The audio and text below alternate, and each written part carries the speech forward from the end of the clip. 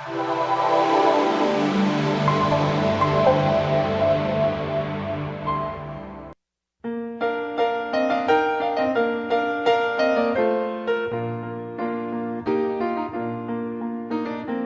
all has to start with the person. They have to begin to say, I'm going to go for win-win with people. One man said to me, Stephen, come on. I mean, the world isn't like that. I know this sounds good, but really, this is so idealistic and you know, I like it, but it's really not like that. I said, well, why don't you go for win-lose? He said, well, most of the time we do. Or lose-win. Sometimes we have to do that, but it is a competitive world. It isn't a cooperative world. I mean, I think you're living too much in the ivory tower of theory and abstraction. I said, well, I better listen to you a little more. Okay, he said, I'll tell you. He said, we tried to go for win-win. We listened to your counsel and tried to practice it. In fact, just recently, we were renegotiating our lease arrangements with the mall operators and owners. And we had a win-win attitude. We were open, we were conciliatory. They saw that as weakness, as softness, and they moved in, and they took us to the cleaners. Why did you go for lose-win? We didn't. We went for win-win. I thought you said they took you to the cleaners. Yeah, they did. In other words, you lost, and they won. That's right. Well, what's that called? And it was if lights went on. I did. I went for lose-win. I didn't go for win-win. Lose-win is not win-win at all. See, people who think in dichotomies believe that lose-win, being nice, being soft, is win-win. My friends, win-win is so much tougher than win-lose. Why? In the early stages, you have to be tough on yourself to cultivate the empathy, the sensitivity, the openness, the consideration, at the same time, to not capitulate. What have we been calling that balance of courage and consideration? Maturity. And what is maturity a product of? Integrity. Being principle-centered, integrated around principles.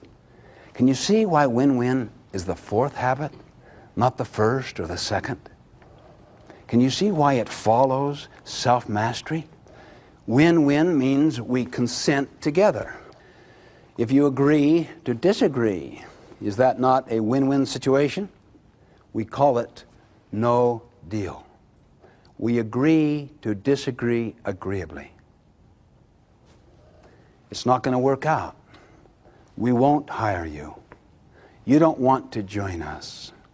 You fully understand what expectations are.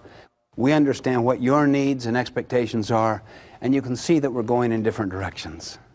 Let's agree to disagree agreeably.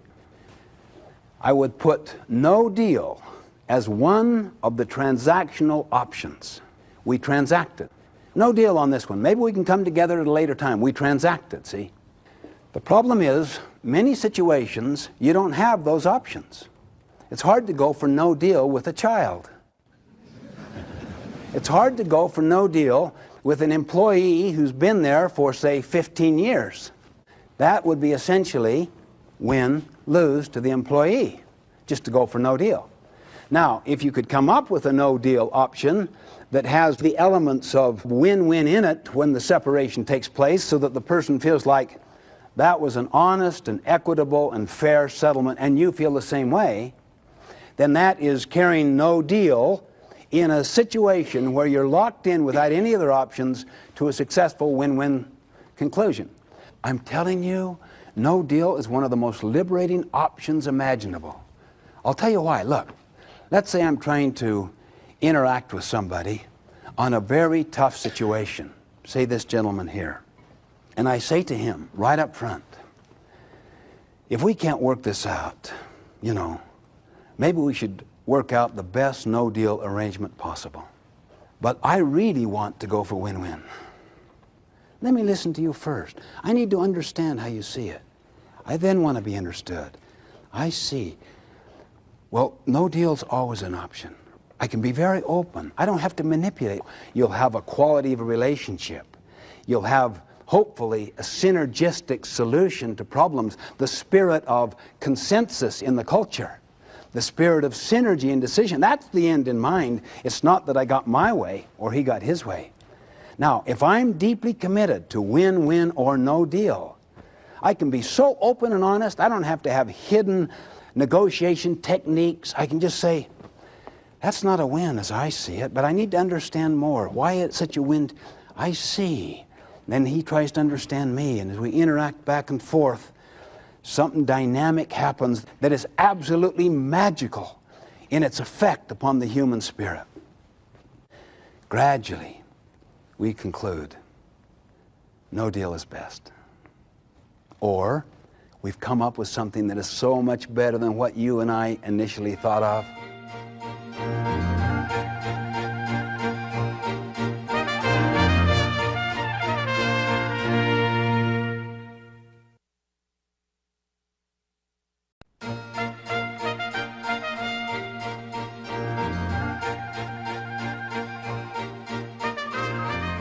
Very few people have had profound scripting in win-win. How many of us here have had scripting, that is, socializing processes from many experiences in many settings toward win-lose? How many have been scripted or mentored a little more toward lose-win? How many have been scripted that when you really get into interdependent situations where you have to cooperate in order to accomplish a commonly desired goal, that the best you can come up with, realistically, is compromise? How many have been scripted in that way? We're talking here about these scripting sources, where people get their models and their mentors. Entire cultures, entire groups or organizations, not just individuals, script. You almost get absorbed into the milieu, the climate of an organization or a family, and a lot of people never even think about it. It's the air they breathe. They never question it.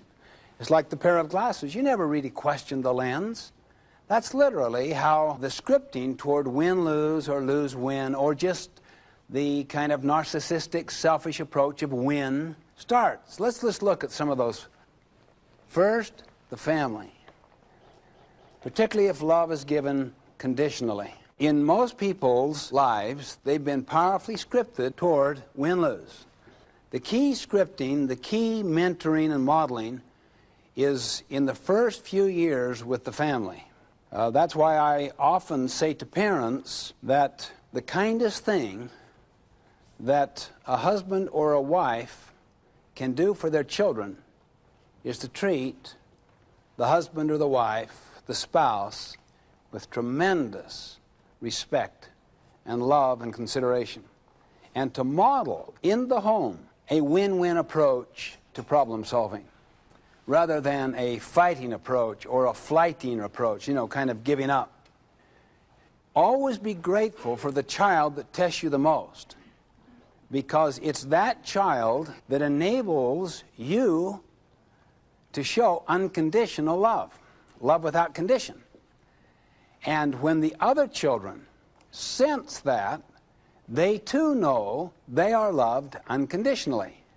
But if you love conditionally, and you've got one that really tests you to the very limits, and you, in a sense, give in to a win-lose spirit, or a lose-win spirit to where you just kind of bag the child, just have your way, do your thing, or whatever, you've instantly communicated to the rest, when push comes to shove, if it gets too far, you too will be loved conditionally. And the root of unconditional love is so basic to the concept of the abundance mindset, see, to where your security comes from within instead of from without, where you compare it to other people. Because if you're constantly in a state of comparison, then obviously you're going to be scripted emotionally toward win-lose. So basic. And that's in the family. And there are so many things you can do in the family. The most foundational one is how you treat your spouse. And then how you treat the child that tests you the very most. Then do everything you can to create a win-win approach in all that takes place. We used to do our family work parties on Saturday morning.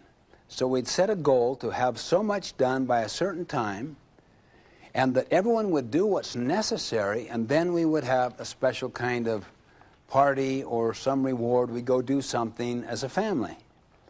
In bowling, we would go for a family score instead of just for individual scores. There are so many ways you can start to inculcate the spirit of win-win. Now, that doesn't mean there isn't a place also for some parlor games and competition. The key thing is that there's respect for both forms of human interaction. They each have their place in life, but let's not push out the interdependency and the cooperation in the name of everything is a big competition. I would say that if you're in the school business, or if you could influence the school business, to try to get a spirit of teamwork at school. Get people to work as teams instead of individually only. I'm not against individual work as well, that's important. But also teamwork, where they learn to interact with other people and to come up with better solutions. And I would do away with all normal distribution curves. I'd have people either be graded against a standard which was clearly communicated, in which you as a teacher said, my job is to help you. My job is not to judge you, it's to help you reach the standard. A grade will come out in terms of that standard, but my job is to help every one of you get an A. But a lot of people were raised, in a sense, in a school where collaboration and cooperation was called cheating. And they're getting programmed toward win-lose right in the school. The problems in society are problems of interdependency. They really are. Are they not? Think about it. Think of every field of human endeavor. So I would say, try to influence schools toward teams, teamwork, more cooperation. So the application of this way of thinking at home, think of all of the different ways at school, and also the way they relate to their peers. Avoid comparison languages between people. You're better, you're prettier, you're more handsome, you're the one that stood out. Just kind of avoid comparisons. And yet most of us have been powerfully raised in this kind of win-lose scripting where criticisms, complaining, and comparison and competition were just the way things are. How many can relate to that? See, most of us can. Oh, athletics. Let me just mention a couple there.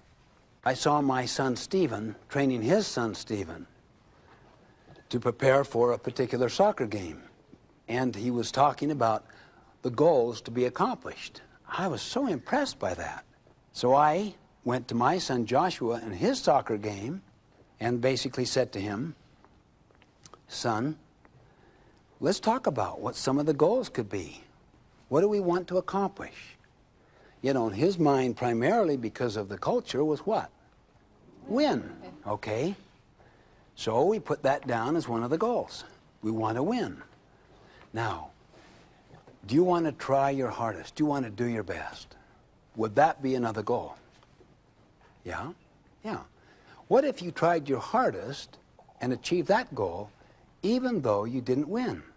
Now, what about a team spirit?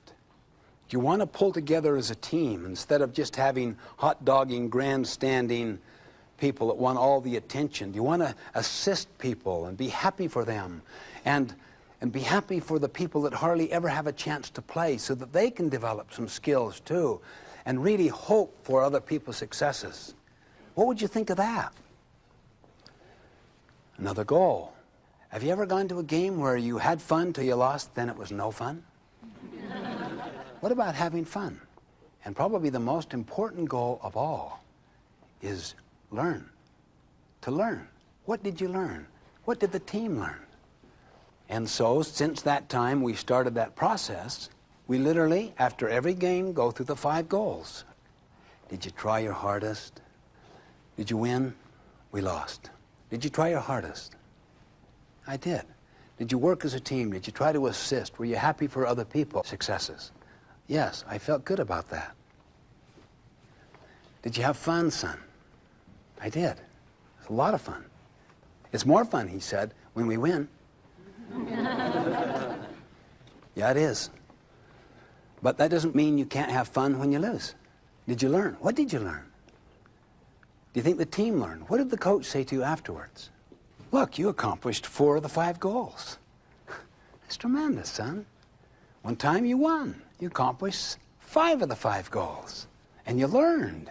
I mean, that'll help you better accomplish the next time you play.